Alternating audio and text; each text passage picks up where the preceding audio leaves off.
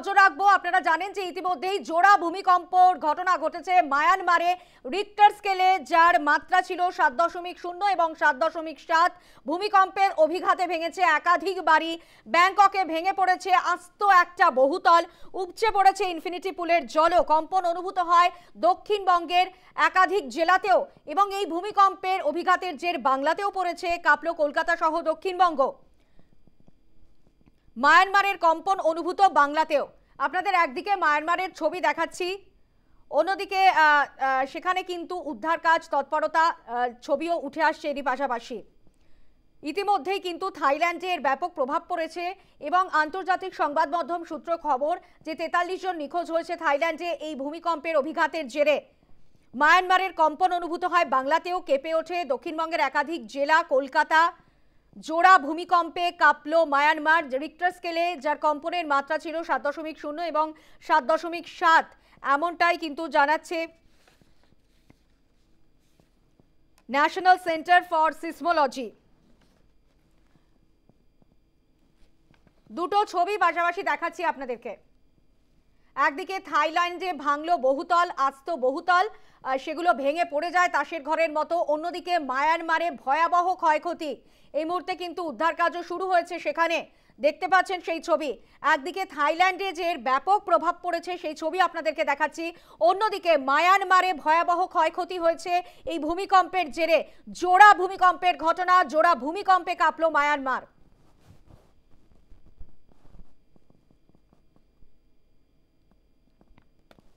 এবং অন্যদিকে আপনাদেরকে দেখাচ্ছি যে এই ভূমিকম্পের অভিঘাতের জেরে কিন্তু ইনফিনিটি পুলের জলও উপচে পড়ছে, দেখাচ্ছি সেই ছবি।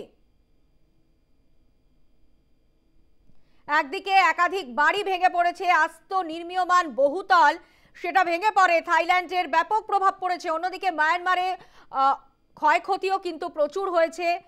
তাতেই কিন্তু দেখা যাচ্ছে যে বিপর্যয় মোকাবিলা বাহিনী তারা বিভিন্ন রকম তাদের থেকে তৎপরতা এবং উদ্ধার কাজ চলছে এই মুহূর্তে। মায়ানমারের ছবি আপনাদেরকে তুলে ধরছি আমরা। পাশাপাশি এরই পাশাপাশি বাংলাদেশ, উত্তর পূর্ব ভারত এবং চীনেও কিন্তু এর প্রভাব পড়েছে। এই ভূমিকম্পের প্রভাব পড়েছে কিন্তু একাধিক জায়গায় এবং সেখানে কিন্তু দক্ষিণবঙ্গ সহ কলকাতাতেও এর কম্পন অনুভূত হয়।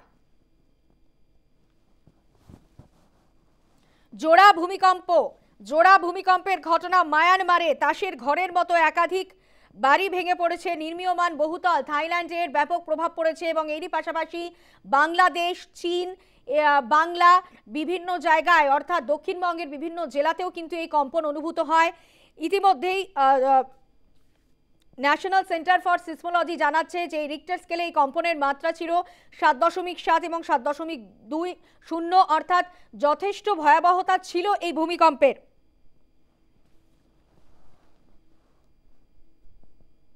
ভূমিকম্পে কেঁপে ওঠে কলকাতা, তাসের ঘরের মতো। থাইল্যান্ডের যে ছবি আপনাদেরকে এরই পাশাপাশি দেখাচ্ছি, যে ভূমিকম্পের প্রভাব পড়েছে অনেক বেশি।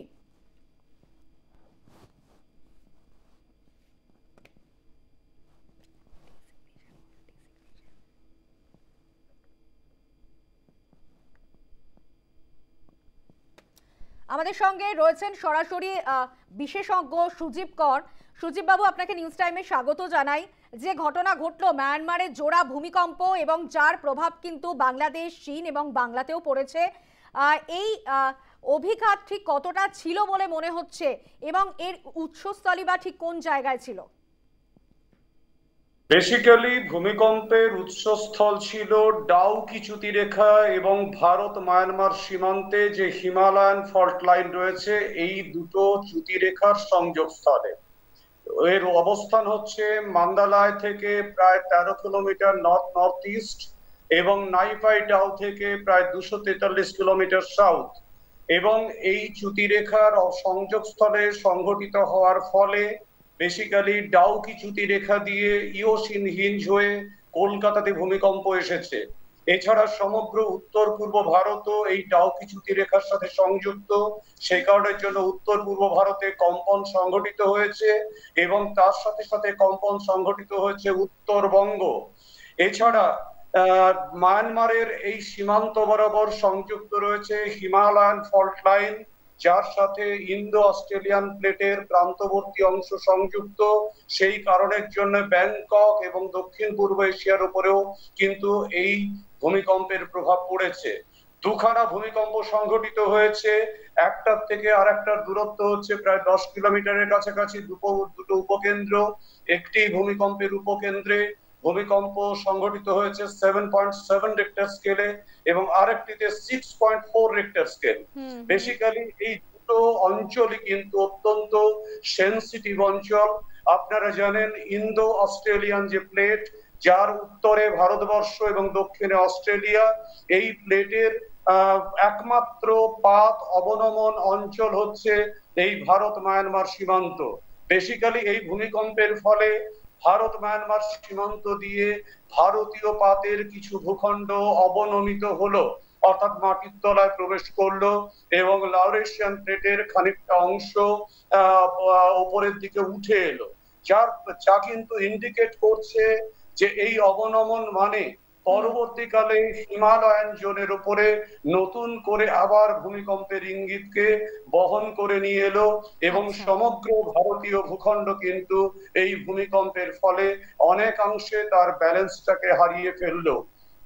যেহেতু চ্যুতি রেখাগুলোর উপরে এই ভূমিকম্প সংঘটিত হয়েছে, সেই কারণের জন্য এটা বহুদূর পর্যন্ত ছড়িয়ে পড়েছে এবং ন্যাচারালি এর তীব্রতা কিন্তু আমরা অনুভব করতে পারলাম। কলকাতাতে যদিও খুব মৃদু কম্পন সংঘটিত হয়েছে, তথাপি কিন্তু কম্পন সংঘটিত হয়েছে কলকাতায়, এমনকি দীঘার উপকূলবর্তী অঞ্চলেও এই কম্পনের প্রভাব এসে পড়েছে। ফলে এই যে বিস্তীর্ণ অঞ্চল ব্যাপী এই প্রভাব, সেটা কিন্তু বেসিক্যালি এই ইওসিন হিঞ্জ, ডাউকি চ্যুতি রেখা, হিমালয়ান ফল্ট, এই সবটা মিলিয়ে আলটিমেটলি এই বিস্তীর্ণ অঞ্চলে এর প্রভাব পড়েছে এবং এই ভূমিকম্প কিন্তু ভবিষ্যতে আবার নতুন করে ভূমিকম্পের সম্ভাবনাকে উস্কে দিয়ে গেল। সুজিত বাবু, সেখানেই আমার প্রশ্ন যে এত বড় ভূমিকম্প, সেখানে সুনামির কি কোনো সম্ভাবনা রয়ে যাচ্ছে? বেসিক্যালি যে অঞ্চলে ভূমিকম্পের উপকেন্দ্র সংঘটিত হয়েছে সেখানে নতুন করে সুনামির সম্ভাবনা নেই এবং এই যেহেতু এটা ভূখণ্ডের অবনমনশীল অঞ্চলে, সেই কারণের জন্য পরবর্তীকালে যদি আফটার শক হয় তাহলে কিন্তু আফটার শকের পরিমাণ তুলনামূলকভাবে অনেক কম হবে। ফলে আফটার শকেও কিন্তু এই অঞ্চলে আর নতুন করে ভয় পাওয়ার মতো সম্ভাবনা নেই। কিন্তু যে দুটো ভূমিকম্প সংঘটিত হলো তাতে পাত ভীষণভাবে তার ভারসাম্যকে হারিয়ে ফেললো এবং টোটাল এই ভূখণ্ড কিন্তু আলটিমেটলি ভীষণভাবে দুর্বল হয়ে গেল, যার ফলে ভবিষ্যতে যে কোনো সময়ে নেপাল, ভুটান, সিকিম, দার্জিলিং, আসাম, অরুণাচল, হিমালয় অথবা ভারত মায়ানমার সীমান্ত, ভারত বাংলাদেশ সীমান্ত অথবা শিলং মালভূমি অঞ্চল প্রভৃতি যে কোনো স্থানে নতুন করে আবার বড়সড় ভূমিকম্প সংঘটিত হতে পারে। সুজিত বাবু, সেখানে উত্তর পূর্ব ভারত এবং কতটা কলকাতা কতটা রিস্ক জোনে থেকে গেল সুজিত বাবু? সামগ্রিকভাবেই বলা যেতে পারে যে কলকাতা সহ উত্তর পূর্ব ভারত এবং বাংলাদেশ ভীষণভাবে রিস্ক জোনের মধ্যে ঢুকে পড়লো। নেপাল, ভুটান, সিকিম এরাও কিন্তু প্রচন্ডভাবে রিস্কি জোনের মধ্যে ঢুকলো, কারণ এই ভূমিকম্পের যে আঘাত সেটা ডাউকি চ্যুতি রেখা বহন করলো, ইওসিন হিঞ্জ রেখা বহন করলো এবং হিমালয়ান ফল্ট লাইন বহন করলো, যার ফলে এই ধরনের কম্পন মানে স্বাভাবিকভাবে ভারতীয় পাত উত্তর ও উত্তর পূর্ব দিকে স্থানান্তরিত হয়েছে এবং সীমান্তবর্তী অঞ্চল দিয়ে অবনমিত হয়েছে। ফলে পরবর্তী সময়ে কিন্তু এই চ্যুতি রেখাগুলো প্রত্যেকেই অ্যাক্টিভ অবস্থায় চলে এলো এবং অভ্যন্তরীণ শক্তির বিকিরণের যখনই সম্ভাবনা তৈরি হবে এই চ্যুতি রেখাগুলো অত্যন্ত সক্রিয় হয়ে নতুন করে আবার ভূমিকম্পের সম্ভাবনাকে তৈরি করবে। ধন্যবাদ সুজিত বাবু। আমরা কথা বলছিলাম বিশেষজ্ঞ সুজীব করের সঙ্গে।